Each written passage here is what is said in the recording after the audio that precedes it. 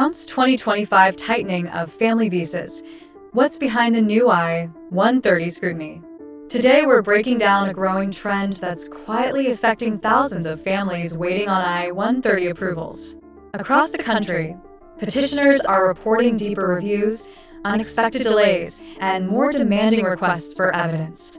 These patterns didn't appear suddenly, but the change became impossible to ignore in early November 2025, when attorneys began noticing the same issues across multiple service centers. This isn't a public rule change or a new immigration law announced on the DHS website. Instead, it appears to be a shift in internal review behavior, one that mirrors the Trump administration's renewed focus on tighter scrutiny within family-based immigration. Families who once expected normal processing now face uncertainty that feels heavier with every passing month. Let's break down what seems to be happening, why it matters, and how families can adapt to this tightening environment. Financial documents are under much closer review. One of the clearest shifts involves financial scrutiny.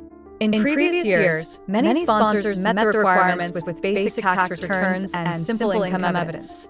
Now officers appear to be asking for far more detailed information, especially for households near the minimum income threshold. Applicants report requests for multiple years of tax returns, complete pay histories, bank statements showing consistent income, and updated employment verification. These RFEs inevitably slow down the process and increase anxiety for families who already waited many months. This change likely reflects the administration's broader emphasis on financial self-sufficiency, even though the legal standard remains unchanged. But for families with modest incomes, the new pressure feels overwhelming because small discrepancies can now trigger more questions. The toughest part is predictability. Two similar cases can receive completely different requests, leaving families unsure of what USCIS expects from them. The uncertainty itself creates emotional strain at a time when families need stability. Relationship proof is facing tighter examination. Financial evidence isn't the only area under sharper review. Couples report higher expectations for relationship proof, especially when they maintain long-distance relationships or lack extensive shared documents. Officers appear to expect more detailed logs of communication, travel history, photos from different years, and documents showing shared responsibilities or financial connections. For couples separated by borders or cultural limitations, gathering this level of evidence can be extremely challenging. Even cases previously considered very strong are now being questioned, according to several immigration attorneys. This creates fear that otherwise legitimate relationship may be delayed simply because the couple lacks certain types of optional documents. These enhanced requests extend processing time significantly, and many families describe feeling helpless while waiting for their files to move again. Processing times are slowly widening. Official USCIS timeline still estimates ranging from 12 to 16 months for most I-130 cases. However, real-world reports indicate more cases drifting closer to 18 months or beyond. A major reason appears to be internal pressure on officers to avoid errors and verify every detail carefully. When caseworkers must spend more time reviewing documents, overall output naturally declines. The impact is especially noticeable at busy centers such as Texas, Nebraska, and California. For families, this growing uncertainty is devastating. They watch months pass without movement, often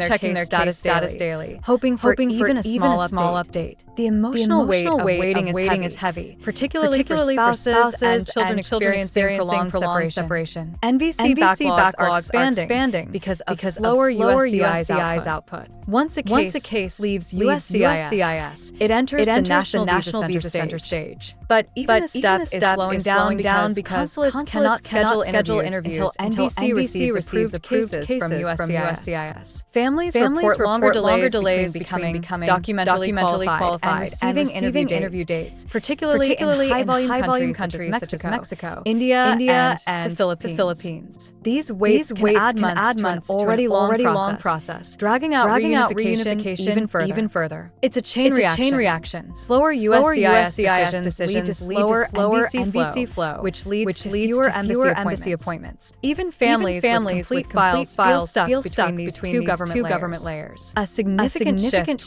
without any public announcement. What makes this environment especially difficult is the absence of any formal statement explaining the increased scrutiny. There is no published rule, memo, or regulation stating that financial or relationship evidence must be heavier. But the pattern is real enough that attorneys nationwide acknowledge the change. This type of shift isn't new. Internal review standards often without public notice, and families feel the consequences long before any explanation emerges. The lack of transparency leaves petitioners confused, frustrated, and unsure of how to strengthen their cases. The emotional burden on families is growing. Behind every delayed petition is a real family living with uncertainty that becomes heavier every week. Spouses miss milestones together. Parents remain separated from their children. Sons and daughters watch their loved ones age from afar. These emotional consequences rarely appear in official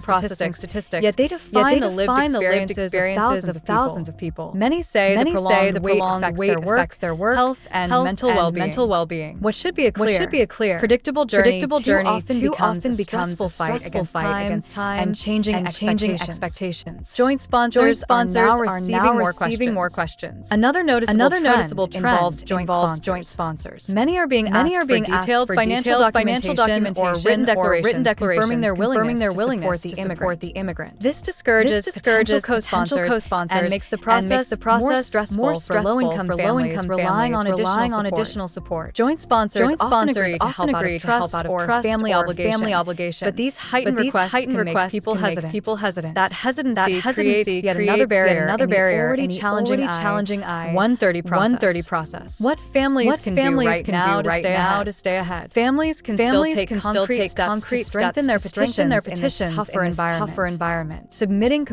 complete, organized tax documents reduce financial questions. Providing strong, well-structured relationship evidence reduces the chance of RFEs. Preparing joint sponsor documents early prevents last-minute delays. And responding quickly to any USCIS request helps keep the case moving. Being proactive doesn't eliminate the delays, but it minimizes surprises and protects families from unnecessary setbacks. Final thought. Immigration isn't closing in 2025, but it is tightening, especially for families relying on I-130 petitions to reunite with loved ones. Some see the increased scrutiny as necessary. Others view it as an unnecessary burden. But for families waiting to be together, the emotional cost is real and growing. Until clear guidance emerges, every document matters, every detail counts, and every month can change the direction of a family's future.